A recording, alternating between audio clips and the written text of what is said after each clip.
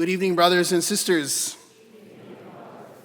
I have now been your pastor and celebrated Holy Thursday here at Sacred Heart Parish for nearly 7 years. And some of you, at least my parish staff and school administration, might have picked up a little habit of mine.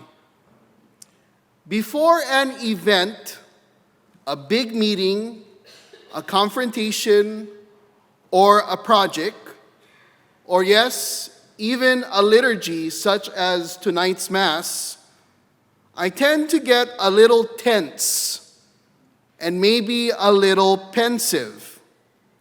Why? Because I like to get things done. Completed. Pow. Wrapped up in a bow. And maybe you can relate with me on this. I live for the end goal. I can't wait for this meeting to be over. I can't wait for this person to shut up. I can't wait until this project is completed. I can't wait for this assignment to be over and move on to my next parish. You know, the one without a school? No, I mean, is that just me? Oh, I'm sorry. I'm just kidding. I'm going to miss all of you very, very much, let me tell you. Or how about this one? I can't wait for Lent to be over. Yeah. For the last 40 days and 40 nights, we've practiced prayer, fasting, and almsgiving, all with Easter in our sight. It can be tempting to see Lent as a season to get through, to get done, to finish. But I gently remind you, Lent is not just a countdown to the resurrection. It is meant to transform us, not to go back to the way things were on before Ash Wednesday, but to be made more like Christ, especially in our suffering and in our sacrifices. Tonight, we begin the holiest days of the church year, the Sacred Triduum, where we are invited to enter into the heart of our salvation and the foundational events of our Christian faith. All of this begin at the table with Jesus and his closest friends. It is at this table that Jesus gives us the Eucharist. It is at this table that Jesus gives us the priesthood. It is at this table where he gives us his very self. In John's Gospel, which we just heard, he gives us a detail that's so easy to miss. Jesus knew. The Gospel tells us very subtly, before the feast of Passover, Jesus knew that his hour had come to pass from this world to the Father. Jesus knew. Jesus knew that Judas would betray him. Jesus knew that Peter would deny him. Jesus knew that his disciples, his best friends, would run away in just a couple of hours. Now, if that were me, I'd be done, finished, pow, complete. I'd be pacing the floor, anxious, frustrated. I'd be anything but the kind, patient, and loving person that I think I am. I'd be too focused on the pain coming my way to live in the moment that I was in. But what does Jesus do?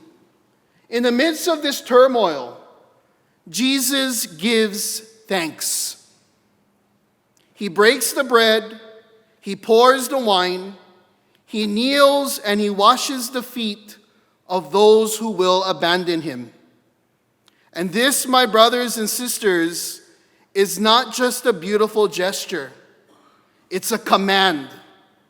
Jesus says, I have given you a model to follow so that as I have done for you, you should also do.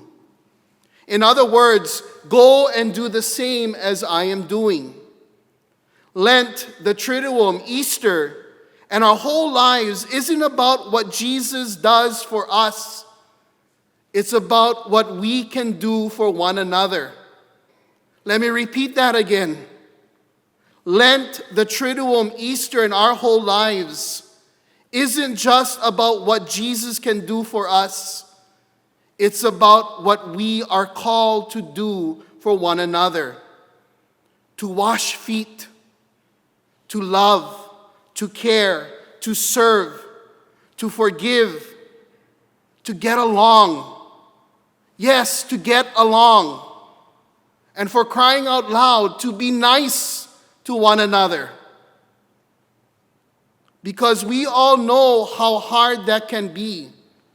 To live in sacred moments, especially when we've been hurt or misunderstood, or when we don't see eye to eye. But Jesus doesn't give us an out. He kneels before everyone and washes their feet, even Judas. There's no one unworthy of God's love, no one beneath compassion from God and from their fellow neighbor. So tonight, as we remember this sacred meal and the mandatum, the command to love as Jesus loved, we're being invited into a different kind of discipleship. One that isn't just about feeling holy, but living holy, living humbly, living generously, living in a way that says, I am not above washing someone else's feet. Brothers and sisters, Jesus shows us how to live presently, purposefully, and selflessly, even when everything around us tells us to run, to hide, or to give up. This is our model of life, especially at the most challenging times of our lives. Don't just live to be done. Live each moment with Christ, at the table, at the basin, at the cross. Because when we live with him there, we will rise with him as well. Amen.